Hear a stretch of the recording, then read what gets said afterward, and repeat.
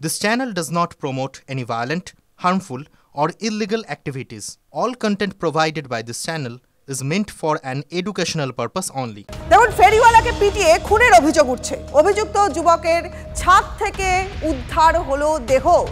UEM Jaipur is a perfect target for prospective students aspiring for good jobs, good education with future-ready skills. যুবককে গ্রেফতার করলো police. ফেরিওয়ালাকে কেন পিটিয়ে খুন করলো এই অভিযুক্ত যুবক জানবো। আমাদের সহকর্মী অনন্ত এই মুহূর্তে রয়েছেন আমাদের সঙ্গে। অনন্ত, কেন এই খুন? একজন ফেরিওয়ালাকে একজন যুবক কেন খুন করলো? আকরাম আলী, দেখো এই যে আকরাম আলী যে খুন হয়েছে চিরাগ গুহর হাতে, চিরাগ গুহকেই আকরাম আলী তাকে ২৫০০ টাকা ধার দিয়েছিল। সেই ধার চাইতে গেছিল এই চিরাগ গুহের কাছে, আর চিরাগ গুহ তাকে ঘরের ভেতর ঢুকে নিয়ে তাকে বেধড়ক পেটায়, শ্বাসরোধ করে তাকে খুন করে। এমনকি নিজের ছাদের উপরে তাকে লুকিয়ে রাখে। এরপরে প্রতিবেশীরা যখন দুর্গন্ধ পায় তখন তারা পুলিশকে খবর দেয়। খড়দা থানার পুলিশ এসে মৃতদেহ উদ্ধার করে। দেখো এরকম নৃশংস ঘটনা, টাকা চাইতে এসে যে তাকে মারধর, টাকা চাইতে এসে তাকে এইভাবে পিটিয়ে তাকে ঘরের ভেতর মেরে তাকে ছাদে রেখে দেওয়া, এই ঘটনায় চিরাগকে পুলিশ বারে বারে দফায় দফায় জিজ্ঞাসাবাদ করছে কেন চিরাগ এই ঘটনা ঘটালো। এর আগেও দুবার চিরাগের কাছে টাকা চেতে এসেছিল এই আকরাম আলী, কামারহাটির বাসিন্দা। সে এই আকরাম আলী তার বাড়ির সামনে থেকে ফেরি করত, অর্থাৎ সে টিন ভাঙা লোহা ভাঙা এই সমস্ত বিক্রি করত। সেই সূত্রেই তার সাথে আলাপ চিরাগের, এবং চিরাগ তার কাছ থেকে ২৫০০ টাকা ধার নেয়, এবং সেই টাকা যখন চাইতে চায় তখন তাকে বেধড়ক মারে ঘরের ভেতরে ঢুকিয়ে এবং শ্বাসরোধ করে খুন করে। পুলিশ আজকে তাকে মাত্র ২৫০০ টাকার জন্য এই খুন এবং এইভাবে লুকিয়ে রাখা, মানে কতখানি মনস্তাত্ত্বিক দিক থেকে এটাকে বিশ্লেষণ করলে কত ভয়ঙ্কর একটা ব্যাপার। অনেক ধন্যবাদ অনন্ত, তোমায়। নজর রাখো, পরের খবরে নজর রাখবো। দেখুন হাওড়ায় মত্ত বাইক চালকের বেপরোয়া গতির বলি হলেন মহিলা। ঘটনা ব্যাটরা থানার কদমতলা বাজারের কাছে। বাইকের পিছনে বসেছিলেন ২৩ নম্বর ওয়ার্ডের তৃণমূল যুব সভাপতি অভিজিৎ মণ্ডল। বাইক চালাচ্ছিলেন তৃণমূল নেতার ঘনিষ্ঠ অরুণাভ দত্ত নামের একজন যুবক। মহিলার মৃত্যুতে ব্যাপক উত্তেজনা ছড়িয়েছে এলাকাতে। পুলিশ এসে দেহ উদ্ধার করে। আটক করা হয়েছে তৃণমূল যুব নেতা এবং তার বাইক চালক ওই বন্ধুটিকে। উনি বাড়ি যাবেন বলে দাঁড়িয়েছিলেন, এমন সময় যিনি আর কি মেরেছেন তিনি আকণ্ঠ মদ্যপান করে বাইক নিয়ে অভিজিৎ মণ্ডল, তৃণমূল যুব কংগ্রেসের সভাপতি ২৩ নম্বর ওয়ার্ডের, উনি বিজলি বালক সংঘের ওখানে আর একজনকে সঙ্গে করে নিয়ে আকণ্ঠ মদ্যপান করেছিলেন এবং এই রাস্তা দিয়ে মানে প্রচণ্ড হাই স্পিডে এসে ভদ্রমহিলাকে ধাক্কা মারেন।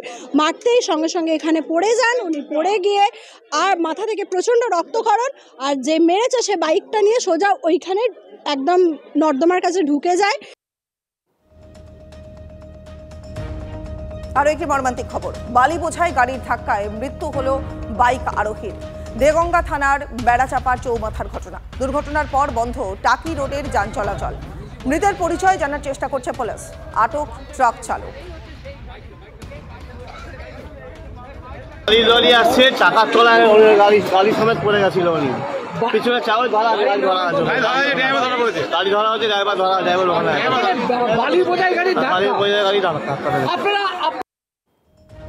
আবার অস্ত্র কারখানার হদিশ পাওয়া গেল। কলকাতা পুলিশের এসটিএফ এবং রাঁচি এসটিএফ এর যৌথ অভিযানে ঝাড়খণ্ডের জামুয়া, সেখান থেকে অস্ত্র কারখানার হদিশ পাওয়া গেল।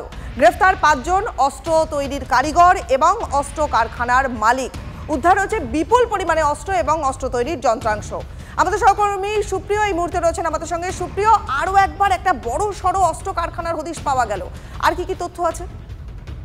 রনিপা, তোমাকে প্রথমেই যেটা বলবো যে শহর কলকাতাতে সাম্প্রতিকতম সময়ে যে সমস্ত অস্ত্রকর্মীরা, বিশেষ করে যারা অস্ত্র নিয়ে কলকাতাতে এসে অস্ত্র পাচার করতে গিয়ে ধরা পড়েছিলেন, তাদের কাছ থেকে জিজ্ঞাসাবাদ করে মূলত কলকাতা পুলিশ যে তথ্য পায় সেই তথ্যের উপরেই গতকাল কলকাতা পুলিশের এসটিএফ এবং তার পাশাপাশি রাঁচি এসটিএফ তারা যৌথভাবে ঝাড়খণ্ডের জামুইতে অভিযান চালায় এবং সেই অভিযানে বড়সড় সাফল্য কিন্তু উঠে এসছে বলা যেতে পারে।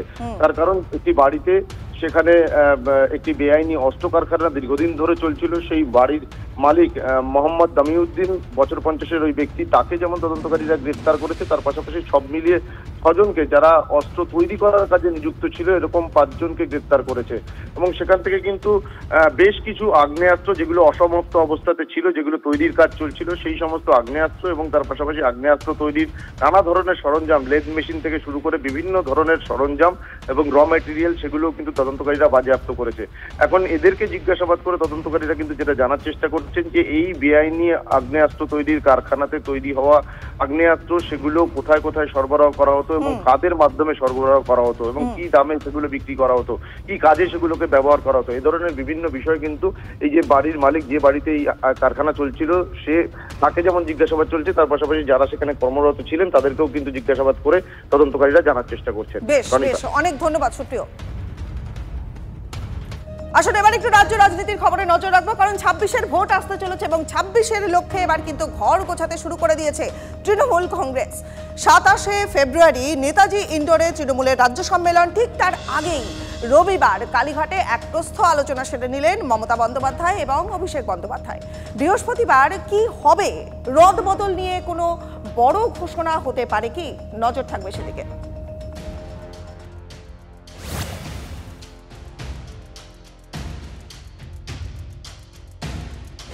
ব্যাকপ্যাক ও সংগঠন নিয়ে দলনেত্রীর মন্তব্যের পরই তৃণমূলের অন্দরে মমতা অভিষেক সমীকরণ নিয়ে ধোঁয়াশা তৈরি হয়েছিল। সেই ধোঁয়াশায় কি জল ঢাললেন দলের 2 শীর্ষ নেতা? হাতে মাত্র 1 বছর, 26-এর বিধানসভা ভোটে রণকৌশল চূড়ান্ত করতে 27শে ফেব্রুয়ারি নেতাজি ইন্ডোর স্টেডিয়ামে মেগা বৈঠক ডেকেছে তৃণমূল। তার আগে সোমবার তৃণমূল ভবনে ডাকা হয়েছিল প্রস্তুতি বৈঠক। এর ফাঁকে রবিবার কালীঘাটের বাড়িতে দলের সেকেন্ড ইন কমান্ডের সঙ্গে এক প্রস্থ আলোচনা সেরে নিলেন মমতা বন্দ্যোপাধ্যায়। কি আলোচনা হলো বৈঠকে? সূত্রের খবর, মূলত সামাজিক প্রকল্প কিভাবে আরো বেশি মানুষের কাছে পৌঁছানো যায় তা নিয়ে আলোচনা হয়েছে। সাংগঠনিক সমন্বয় বাড়ানোর মতো সাংগঠনিক বিন্যাস নিয়েও কথা হয়। 27শে ফেব্রুয়ারি মেগা বৈঠক, সেই মেগা বৈঠকে কি ধরনের রদবদল হতে চলেছে, সাংগঠনিক বিন্যাস কি হবে, কার উপর দায়িত্ব বাড়ানো হবে, কার দায়িত্ব কমানো হবে, কার ডানা ছাঁটা হবে, কোট আনকোটটা কার ডানা ছাঁটা হবে, তার আগে কিন্তু তৃণমূলের 2 শীর্ষ নেতৃত্ব মমতা বন্দ্যোপাধ্যায় এবং অভিষেক বন্দ্যোপাধ্যায় আজ একটি বৈঠক করলেন এবং সেই বৈঠকে তারা একেবারে পাখির চোখ করেছেন 2026-এর নির্বাচনকে। সূত্রের খবর, চতুর্থবার ক্ষমতায় আসতে 294টি আসনের মধ্যে 250টি আসন নিশ্চিত করতে চাইছে তৃণমূল শীর্ষ নেতৃত্ব। 27শে ফেব্রুয়ারি সম্মেলনে যোগ দেবেন তৃণমূলের পঞ্চায়েত, ব্লক, জেলা ও রাজ্য স্তরের নেতা নেত্রীরা। ভর সভায় তৃণমূল সুপ্রিমো কি বার্তা দেন তা নিয়েই এখন জোর চর্চা চলছে।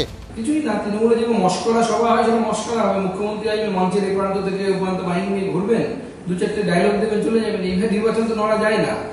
মুখ্যমন্ত্রী যে স্ট্র্যাটেজি বৈঠক, সেটা অনেক আগে শুরু করেছেন জেলার ডিএমএসপিদের সাথে। মুখ্যমন্ত্রী সংগঠনের লোকেদেরকে নিয়ে নির্বাচন লড়ার মতো, তৃণমূল কংগ্রেসের নেতাদেরকে নিয়ে নির্বাচন লড়ার মতো জায়গায় নেই। তৃণমূল কংগ্রেস অ্যাকচুয়ালি কোনো সংগঠন বলে কিছু নেই, পুরোটাই হচ্ছে প্রশাসন নির্ভর। মাননীয় মুখ্যমন্ত্রীর কৌশলগত বৈঠক ডিএম এবং এসপিদের সাথে হয়, অন্য কারোর সাথে হয় না। বিরোধীরা যেভাবেই ব্যাখ্যা করুন, রাজ্য সম্মেলনের পর থেকে বহু চর্চিত তৃণমূলের রদবদল পর্ব শুরু হয় কিনা সেটাই দেখার বিষয়। সৌরভ গুহ ও চয়নিকা বন্দ্যোপাধ্যায়ের রিপোর্ট, TV9 বাংলা।